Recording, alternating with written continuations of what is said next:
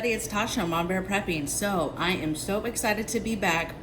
I am totally stressed out to the hilt. I am super busy. I thought I was busy before.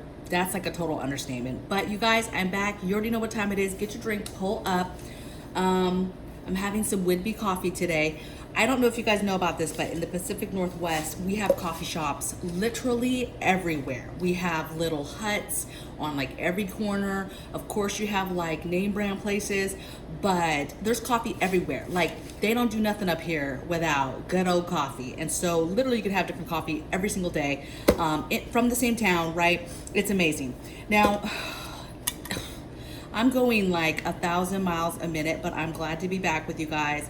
I want you to pull up because I'm gonna walk you through 5 areas of moving specific to people who prepare, okay?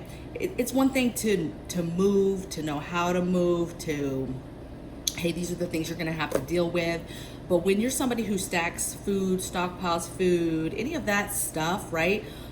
Trying to live a self-sufficient lifestyle makes moving that much more difficult. And so I'm just going to go through 5 areas to think about that were very difficult for us to move for our move, and that you need to think about. And really the solution to that is you guys moving before, I'm not going to say before you start, because baby, it's beyond time to start, okay? But some of these things get more and more difficult to move with once you start them, okay? And so let's just get into it. So the number one thing, you guys, and these are things that we dealt with. I'm gonna go through the ones we dealt with and what we didn't go through, but things to think about, okay? Get where you need to get, move, pick up, migrate to where you're gonna go, purchase some land, purchase your home, even if it's somewhere safer. Even if it's not land and it's just, a home with, your own yard and stuff that you can garden, do that, okay? But do that. Some things to think about. Well, we prepare water. We hold water as preppers, right? And we had to dump, hundreds of gallons of water to be able to move them. Now, you guys, our move was a little bit difficult. No, not difficult, but different, because we have the military move us, and they have their own set of rules of things that they will move and not move, okay? And so we have hundreds and hundreds of gallons of water in our apartment, and you can't just move that now because we only have so much space that we're moving. And the military obviously is not going to move big jugs of water, right? Gallons, hundreds of gallons of water. So water's free. So it's not like we lost money in that sense. We just had to empty the containers, all the containers, and then they moved them for us, okay? So we didn't have to physically move those. But what ended up happening is that's time, that's effort, okay? Yeah, the money that it spent for the water treatment that I put in it, of course, yes, but very much so a pain in the butt, if you will, okay? Water everywhere, and we had to dump all the hundreds and hundreds of gallons of water.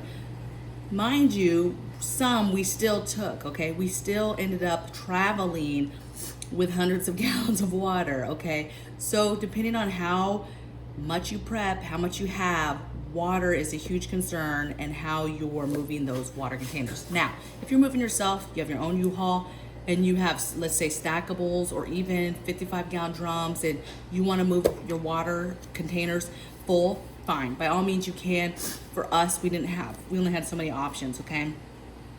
So water. But I would venture that even if you had your own U-Haul, and let's say you had a couple 55-gallon treated water that you wanted to take with you. I mean, that's a pain to dolly heavy containers of water even over and over and over into a truck, okay? So just some things to think about. We lost hundreds of gallons of water in this process.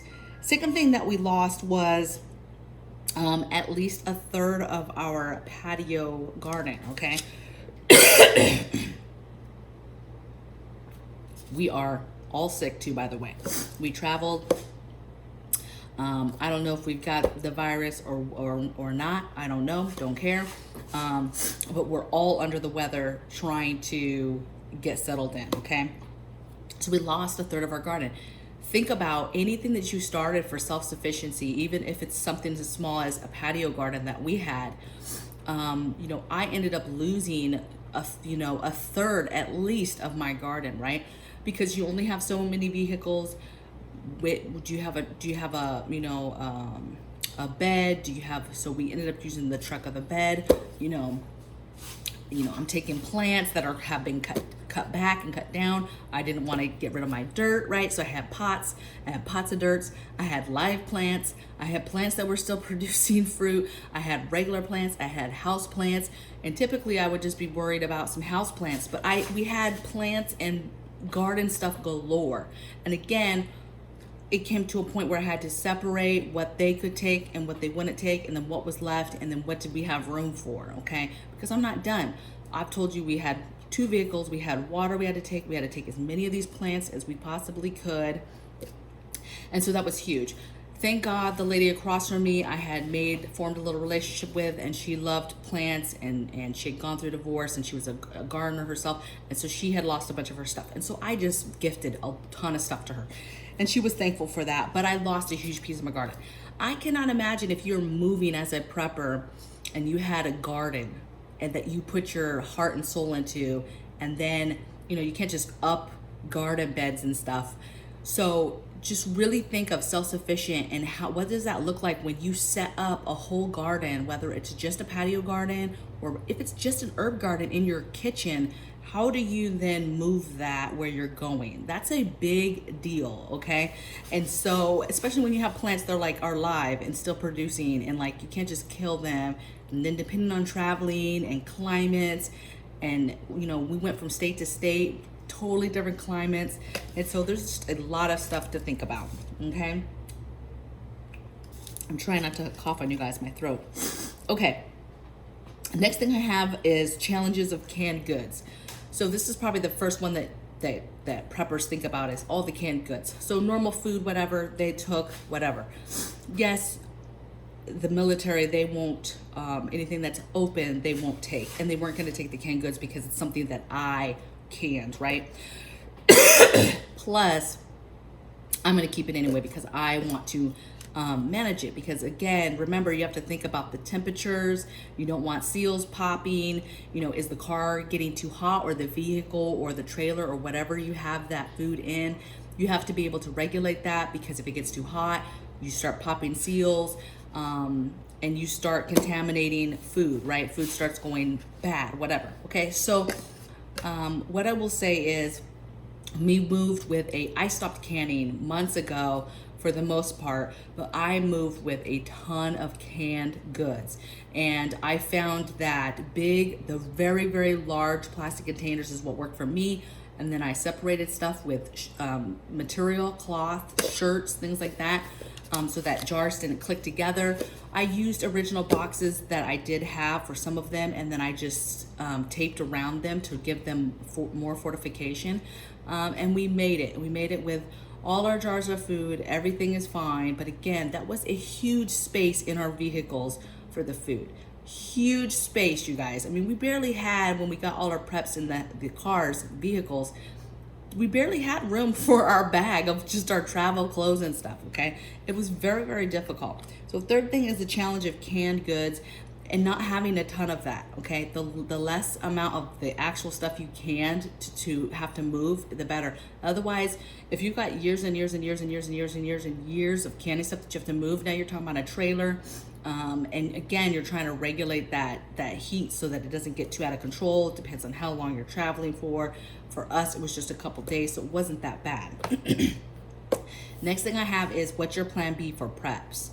I say that because things happen on the road. Okay, we had 2 vehicles. What would have happened? We had to come up with a game plan if we lost a car, meaning one of the cars breaks down, something happens, and we had to have a game plan of having the ability to still move that food. You can't just leave canned goods, garden stuff. I'm not leaving stuff just on the side of the road like you might while you're waiting for a tow truck. And so it became, what's the plan B? Our vehicles, both of them can tow, so the plan was to tow the other one, okay? But what would have been the plan? Hey, we'll get a trailer so that we can offload and then hook that trailer to the second vehicle maybe and go that way. Whatever the plan is, you got to have, when you're moving with preps, you have to have a game plan already laid out on exactly what you're going to do if you lose a vehicle, so that you can move those preps right away and they're not sitting with some sort of vehicle or some kind of crisis, right?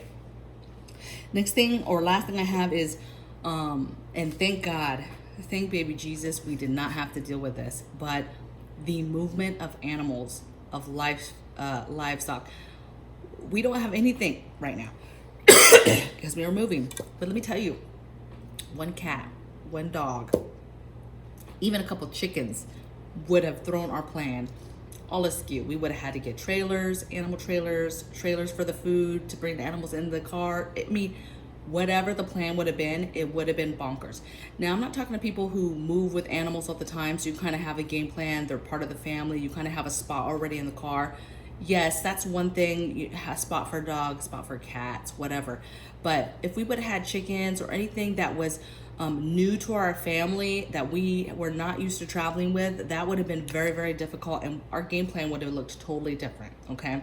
So moving with preps, you guys, you know, I say all that to say, moving with preps, this by far, being in the military, I've moved 1,000 times, and by far, even though we didn't have that last one, the animals, by far this was the hardest move because, and we had somebody move us. The military came in and packed us up and moved us.